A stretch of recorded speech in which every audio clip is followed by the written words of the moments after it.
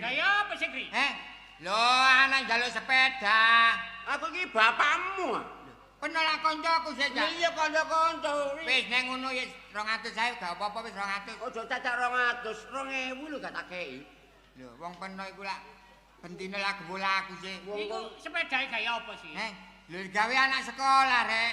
Lho. Utang ana apa, Net? Wah, utange gampang nyaure bulet ari. Lho. Gampang regane peno iku wis oleh rezeki, Cak. Gak ngurus. Kok niku bareng lapo sih? Wong nyilih sepedae kok.